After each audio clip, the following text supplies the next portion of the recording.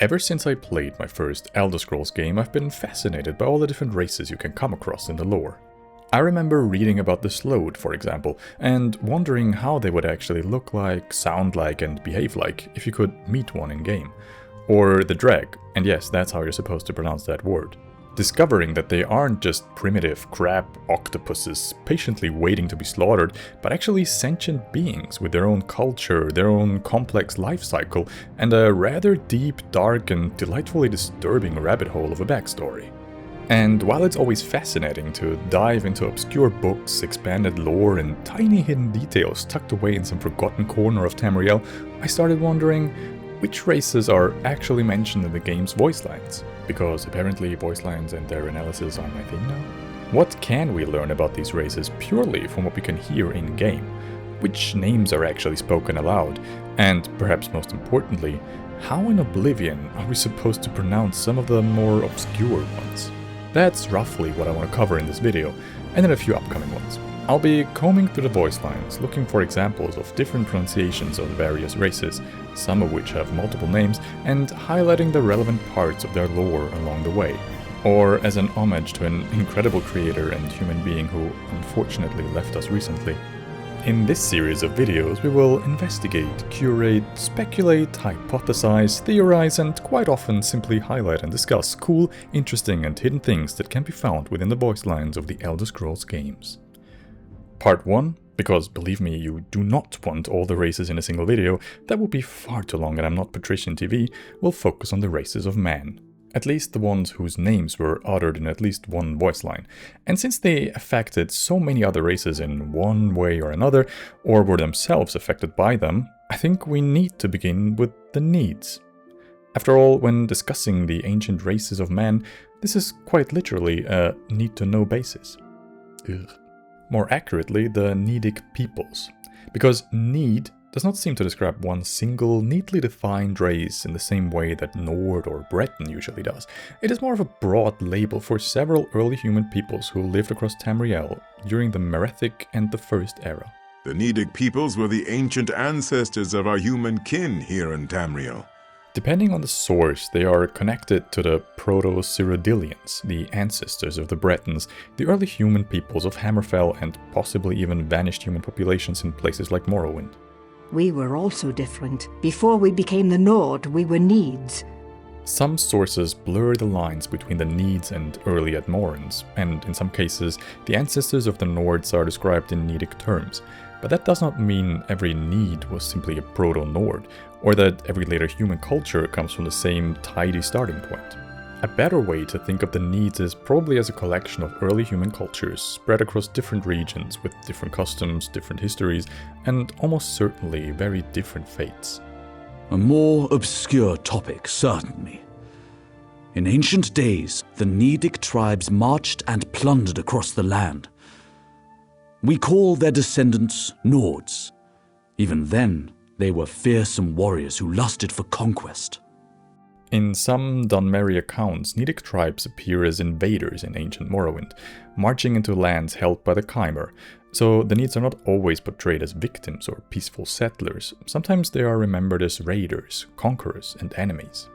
But that is only one side of the picture. A lot of what we hear about the Nedes, especially in relation to Craglorn and Hammerfell, is a history of being conquered by other peoples. We don't know a lot about them. They were an early race who settled in Craglorn. What history we do know tells a tale of enslavement and invasion. The Dwemer, the Aelids, and finally, the Yakudans all had their way with the Nedes. The Aelids enslaved many Nedes. Some Nedic writings suggest they may have also been enslaved at Dwemer's sites, or at least influenced by Dwemer practices. And in Hammerfell, the arrival of the Yakudans eventually brought what remained of Nedic culture there to an end. So, if the Nedes have a recurring theme, it is that whenever a powerful ancient civilization appears nearby, things tend to go very badly for them. The Aelids once enslaved the Nedes. Eventually, they targeted the Aelids and fought back. Nedic writings suggest that the Nedes may have been slaves at sites like Mitharnaz, and they may have adopted some dwarven practices. But the dwarves are such a mystery, it's impossible to guess what those practices might have been. This is one of the more interesting details, because it suggests that some Nedic groups were not simply conquered and erased, they also absorbed ideas from the cultures around them. Which leads to another important point. The Nedes were not just one generic tribe of early humans living in huts and politely waiting for history to happen to them.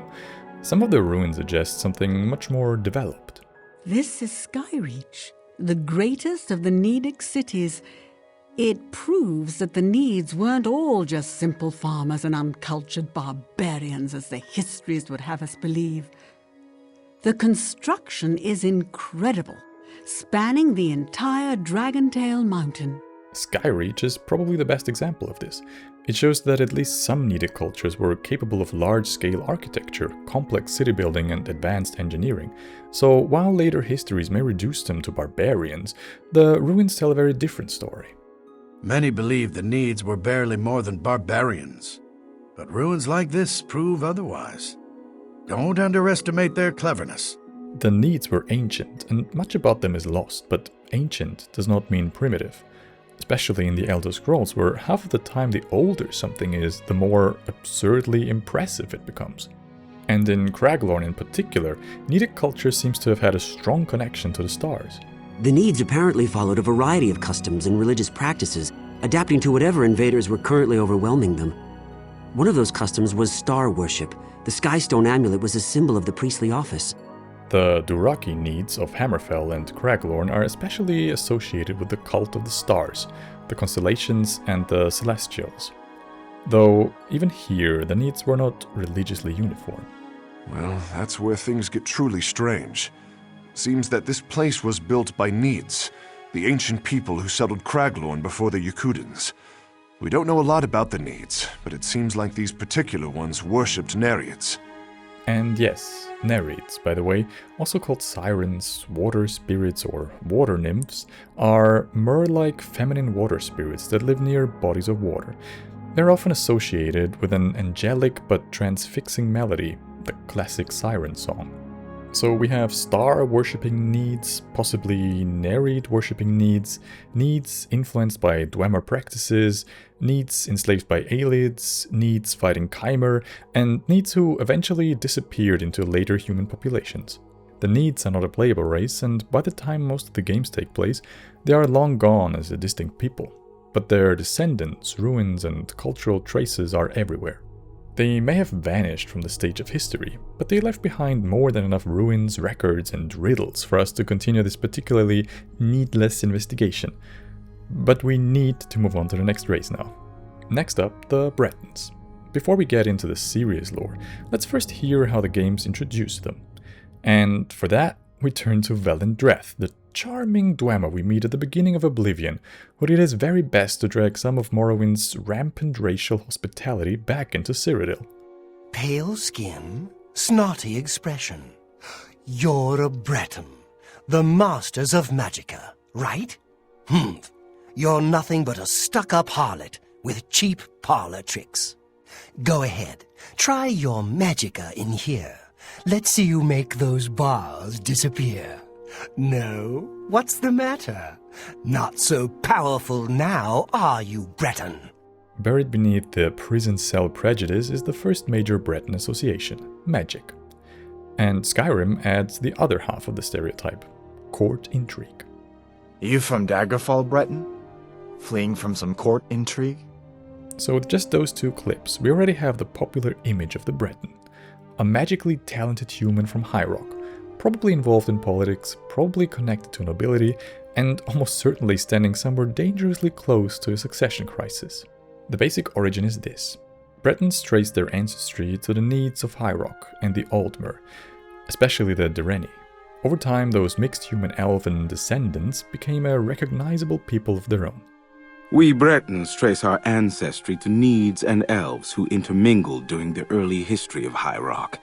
Therefore, spellcraft is in our blood, and we all at least have some talent with magic.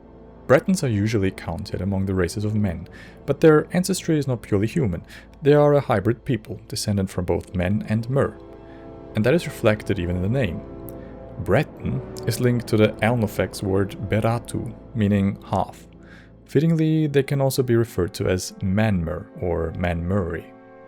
Dual heritages? Do you refer to Bretons being half-elf, or are you talking about my noble versus druid upbringing? Well, either way, there's nothing to reconcile. All of that is a part of me. Makes me who I am. If anything, I want to make use of it all. Bretons are one of the races most consistently associated with spellcraft across the series. Magic is the legacy and heritage of the Breton people. Oh, I spent my time mastering the sword in knightly pursuits in my youth, but I believe that a true Breton must study both halves of our nature, and perhaps the ways of the druids, too. In gameplay terms, they are usually given some kind of magical advantage or resistance. In the lore, this is often explained through their elven ancestry. Every Breton I meet seems to harbor just a little magic, even if they do not know it themselves. It is puzzling. Their culture is also heavily tied to knights, noble houses, and city-states. Yes, the finest court in all of High Rock. You think politics here or something? Well, we Bretons invented politics. High Rock is famous for its fractured politics. Kingdoms, courts, noble families, alliances, rivalries, and the kind of local power struggles that make you suspect every dinner invitation has at least 3 hidden agendas. But there is another side of Breton culture that became much more prominent in ESO, and it was already hinted at in one of the previous voice lines: the Druids. Our forebears among the Bretons believed civilization should live alongside nature, not tame it. In the early years of the Direni hegemony, they struggled for the soul of High Rock. This is where the Breton section connects back to the older Nedic material. The Proto-Bretons of High Rock are strongly tied to the Druids of Galen. So, alongside the courtly, knightly, castle and intrigue version of Breton culture, there's also this older Druidic layer. The weird are Breton witches.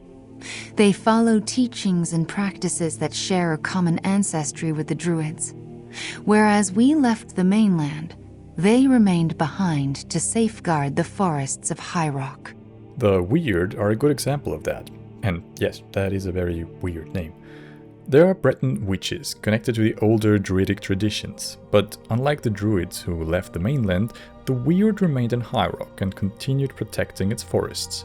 So Breton identity is doing several things at once. But that legacy isn't crowns and gauntlets. It's people. Born of humans and elves to become something altogether new. It's magic, druids, and knightly orders. That's the Breton legacy I believe in. It's the best of us. Men and Mer, knights and mages, courts and covens, High Rock, and all its highly complicated history.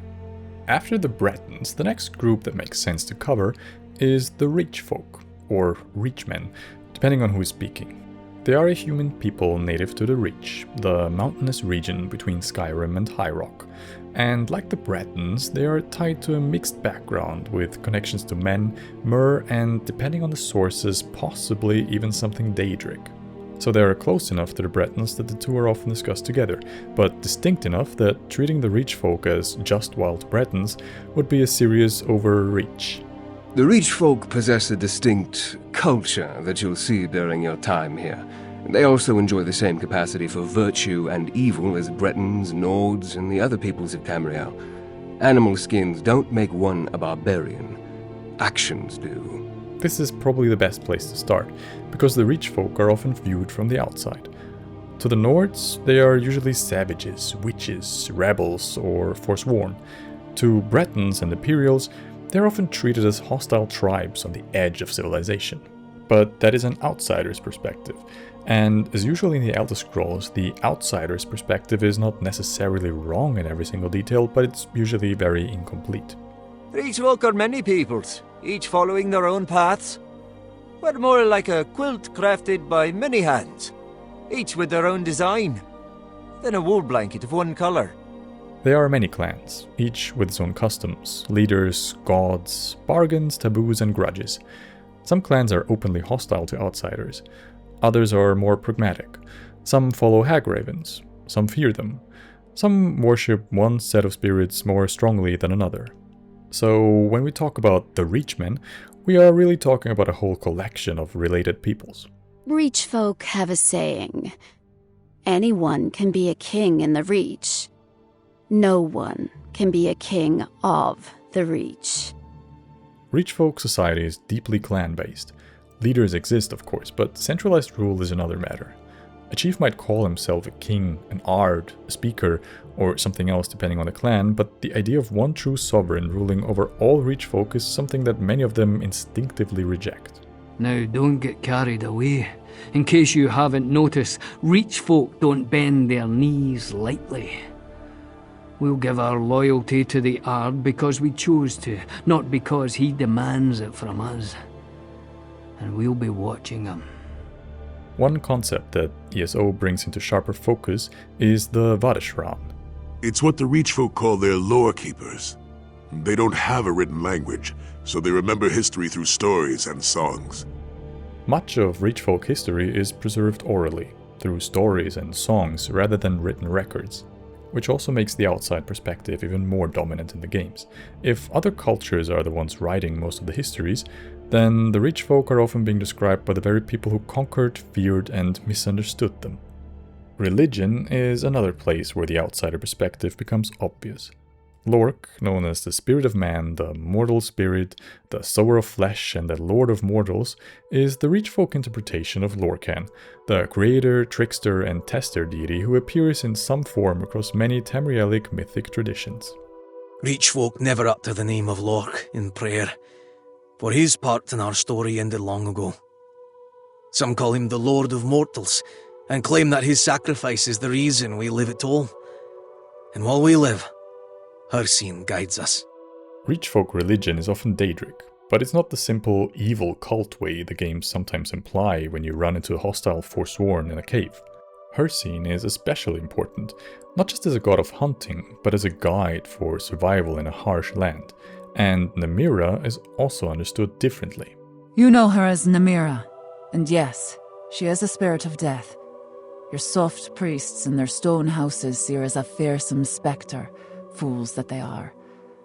Reach folk know the Spirit Queen as a guide. She watches over us when we take that final journey. To many outsiders, Namira is a horrifying spirit of decay, darkness, and death. To these Reach folk, she is still a spirit of death, but death is not only horror.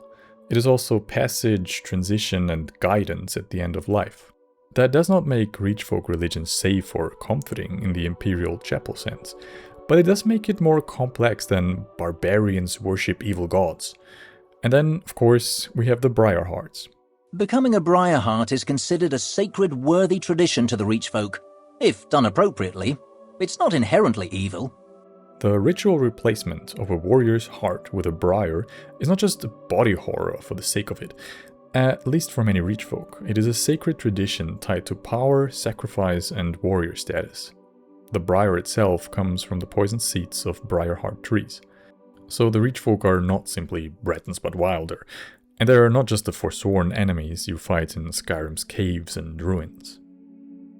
Next up, the Imperials. And we're going to keep this one fairly short, because the Imperials are one of those races where you could easily lose an entire video just talking about their empires, dynasties, armies, religions, bureaucracy, and the fact that half of Tamrielic history seems to involve either building an empire, losing an empire, or arguing about who gets to be in charge of the empire. But since the Imperials are a playable race, let's start with how the games introduce them. Oh, look! An Imperial in the Imperial prison. I guess they don't play favorites, huh? Your own kinsmen think you're a piece of human trash. How sad. I bet the guards give you special treatment before the end. Oh, that's right. You're going to die in here, Imperial. You're going to die. Interestingly, this might be one of Velindreth's least racist insults. And Skyrim gives us the obvious geographic reference point, the Imperial City. You're a long way from the Imperial City. What are you doing in Skyrim? Imperials are the people most closely associated with Cyrodiil, the Imperial province, and of course the Empire itself. They're usually presented as educated, well-spoken, diplomatic, legally minded, and very good at turning military discipline and administrative procedure into continental influence. Or, to put it another way, they conquered Tamriel with swords, speeches, and an absolutely devastating amount of paperwork. What do? I worry. My next ship is 2 days overdue. I also fill out many forms. Imperials love paperwork. This is known. One thing I wanted to highlight here is that Imperial is not the only name used for them. 3 blessings to you, Cyrodiil. Many of the Cyrodiilics who lived and worked in Rimmon since before Euraxia's arrival find her as awful as we do. What is the saying among sea rods? Love is blind. So Imperials may be called Imperials, Cyrodiils, Cyrodiilics, or Cyrods. Next up, the Nords. And much like with the Imperials, this will be brief, because the Nords are another race where a proper deep dive would immediately turn into its own video. Atmora, Ysgramor, the Dragon Cult, the Thu'um, the Old Gods, the Empire of the Nords, the Return to Skyrim, the Dragon War, Sovngarde, Talos, the Civil War. There's a lot there. So for now, let's stick to the politically incorrect, oversimplified basics. My, you're a big one. A Nord, I'd guess, right? So strong. But you can't bend steel, can you, boy? You can't do anything to get out of here. And those big muscles? They're going to waste away. When the end comes, you won't even have the strength to cry for your mother. Valen Dreth gives us the most obvious stereotype first. Nords are big, strong, and physically imposing. Nords are consistently described as hardy warriors from Skyrim, famous for strength, martial skill, and resistance to cold. You picked a bad time to come home to Skyrim, kinsman. We also come across other names for Nords, such as Northmen. Ifri's beard, the bags those Northmen carry, Your Highness. They stink of old mammoth cheese and sour mead. And then we get a more interesting name from the dragon language. I do not know how he came to be caught, but the Bronyun, the Jarl, was very proud of his pet, Pak. In the dragon language, Bron means Nord, and Bronyun means Jarl, literally something like Nord King. The dragon language probably deserves a separate video as well, but for now let's continue to the next race of men. Next up, the Kothringi, also known as the Lustrous Folk, which is a beautiful name for a people whose recorded history is, unfortunately, not especially lustrous. The Kothringi were a silver-skinned human people from Blackmarsh, and depending on the source, they may have been descendant from the old Nedic humans. Some say they were descended from the Nedic humans. They lived in Black Marsh as far back as records go. The Nahatan flu destroyed their culture. We thought they were all dead. The Nahatan flu was a devastating plague that broke out in the Second Era, and it is one of those terms we had to wait until ESO to hear pronounced in canon. So a quick thank you to everyone who worked on that game. I mean, I would be surprised if one of you actually watches this video, but whatever. When it comes to expositional voice lines, ESO is an absolute goldmine. As you may have noticed, most of the voice lines used in this video actually come from ESO. Anyway, back to the Kothringi. By the time most people talk about them, they talk about them as if they are already gone. But in ESO, things are a little more complicated. My what? Oh, we're Kothringi. After the Great Plague from decades past, I fear Stillrise Village is the last of our people. Stillrise Village initially appears to be one of the last surviving Kothringi settlements. But the reason they survived is not exactly comforting. During the plague, the village turned to Clevicus Vile for salvation, and since this is Clevicus Vile, the bargain technically worked, but it came with a few deeply undesirable clauses in the fine print. He saved them from the flu by turning them into immortal skeletons, with their souls bound to a soul gem array. Before the sickness, our miners uncovered an old temple to Clavicus Vile. When we were dying, I sought the Daedric Prince of Bargains to save our village at any cost. I begged the Daedra for immunity to the sickness. You can see the cost. They are trapped between survival and release, and the player is eventually asked to decide whether to preserve their cursed existence or destroy the soul gem array and let them die properly. For a short race overview, we do not need to go too deep into that moral choice. The important point is simply that the Kothringi were not quite as extinct as most people thought. And then there is Drilk, sometimes pronounced Drillik. Be careful with that Kothringi. From what I've seen, he seems a bit unstable. That if he's really a Kothringi, he'd be the last of his kind. Drillik is found in Zook, another Kothringi settlement in Shadowfen. At first, he seems completely detached from reality. Then we conscript you into our service. We are King Drillik, your liege lord. We will entertain your petitions, should you have any. The quest later reveals that Drillik survived the Nahaten flu because he absorbed the power of the Keystone of Zul. The Keystone was stolen, absorbed by a Kothringi named Drillik. The Nahaten flu killed the rest, but somehow he was immune. That is why he lived while the rest of the village died. And once his sanity begins to return, we get this voice line. Kothringi. Yes, I remember now. I am a Kothringi. A plague swept across the village. Sickness, death, corpses piled everywhere. Is that why I entered the temple? To find the keystone? There's also one small linguistic detail worth mentioning here. While my people still lived, we sealed the temple with a magic ward to keep angry spirits and undead from following us out. Say Betrix to the temple door to unseal it. It means open in my language. Oh, I used to speak so many languages, but I've forgotten most of them. There's much I can't remember.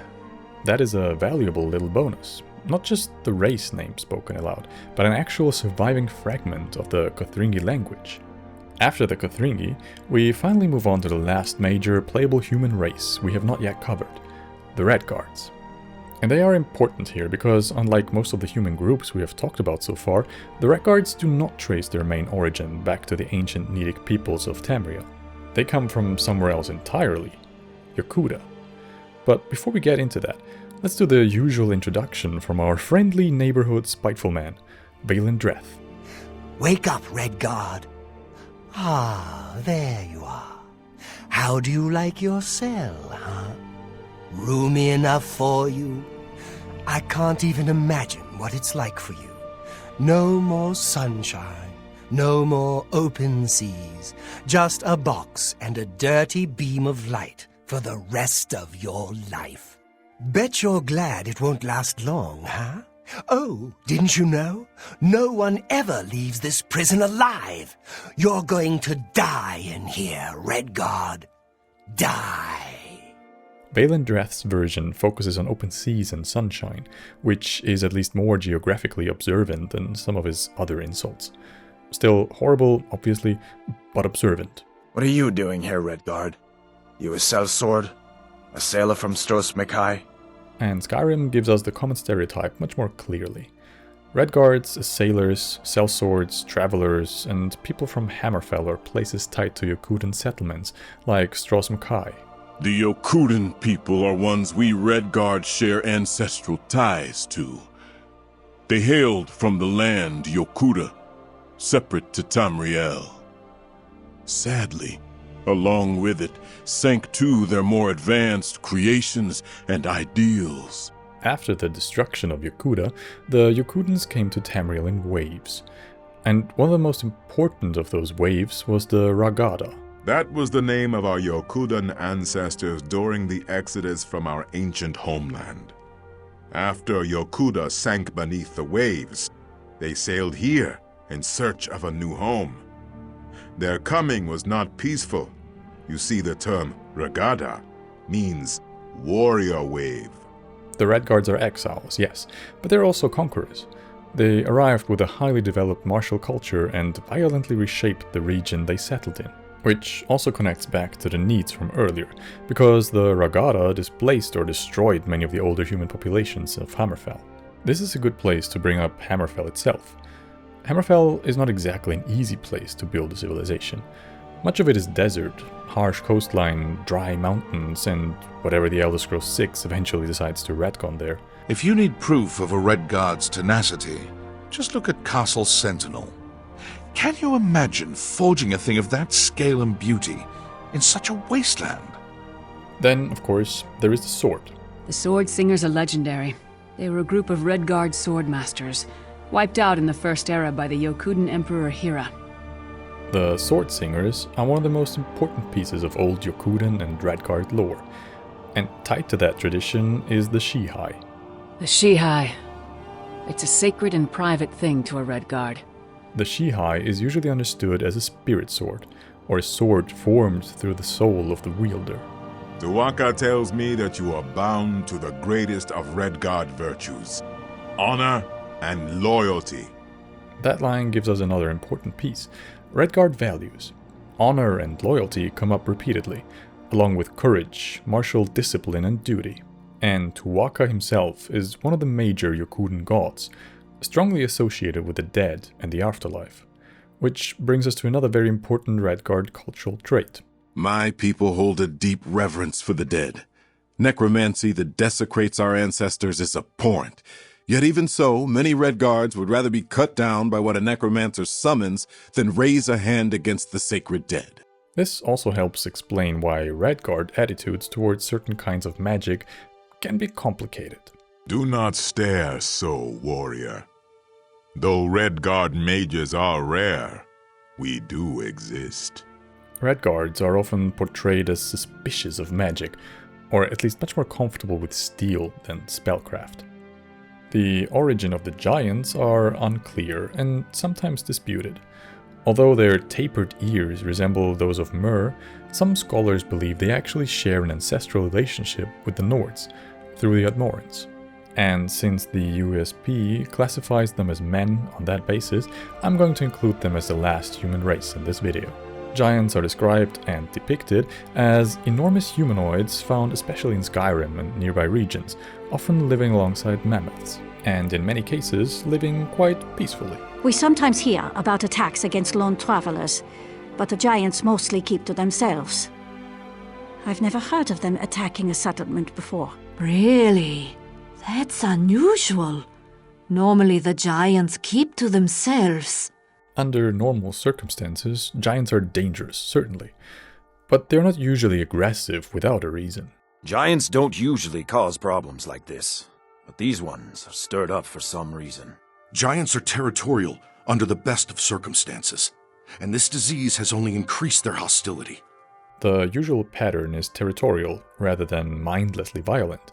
If left alone, giants are often content to remain among their own camps, mammoths, and sacred places. But if something disturbs that balance, disease, war, poaching, or people meddling with mammoths, they become a serious problem very quickly. Mess with the mammoths and you get the giants riled up. Giants herd mammoths, defend them, seem to mourn them, and build much of their material culture around them. They are especially skilled when it comes to working with ivory. The ivory produced by those beasts is as hard as iron, but the giants have found ways to make it yield. Then we need the tusk of a mammoth, ground to a fine powder as only the giants know how. There are also hints of ritual, sacred space, and limited diplomacy. The circle stones to the southwest? That's Sekunda's kiss. The giants hold it sacred, so tread carefully. The cow, of course. Others do it differently. But I found that an annual offering usually keeps the giants away from our livestock. It's tradition. We mark the animal as a way to let the giants know we're giving it to them willingly. Sort of a peace offering. You leave an offering, the giants understand the gesture, everyone keeps their livestock a little longer. That is not exactly a peace treaty, but it is a form of coexistence. There is even a hint that people can imitate giant behavior well enough to avoid provoking mammoths. Oh, that. I wasn't singing. I was chanting. I was out hunting when I nearly stumbled into a mammoth. They have poor night vision. If you chant the way the giants do, sometimes you can fool them into thinking you're not a threat. It helps make giants feel more like a real culture and less like oversized wildlife. And then we get to the sea giants. My grandfather used to say that sea giants only made landfall during the coldest winters and never stayed for long.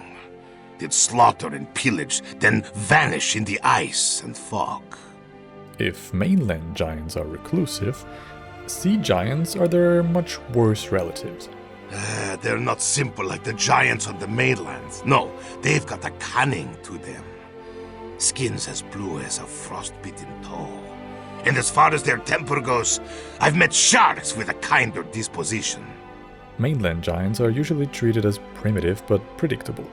Territorial, powerful, mostly isolated. Sea giants, on the other hand, are remembered as raiders. They arrive by ship, strike coastal settlements, and disappear again into the fog and ice. Lore also treats them as unusually elusive, to the point that many ordinary people regard them as little more than sailors' tales. Very large sailors' tales, admittedly. Not just him.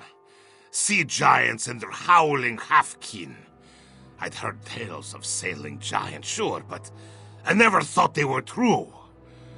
Look, we'll fight to the last. None of us intend to meet a straw death. But against vampires and giants, we need help! Like I said, a fleet of sea giants and vampires stormed the island, bent on slaughter. Our soldiers fought bravely, but the invaders pushed the last of our troops back to the keep. They'll land the decisive blow any minute. We need help! I ran. You would have too if you saw how quickly that sea giant butchered my friends. Took a horse and a rider with every swing. Split my mare straight through the saddle. If I hadn't been standing in the stirrups, I'd have wound up the same. There are other, even more obscure races of men mentioned in the lore, such as the Horvali, Captu, Orma, and Yespest. But at least so far, I have not found any of them mentioned by name in the game's voice lines, which is why I did not include them here. So that brings us to the end of this video. As usual, I had a blast making it. I want to make similar videos in the future about the races of Mer, the Beast Folk, and other harder to define peoples.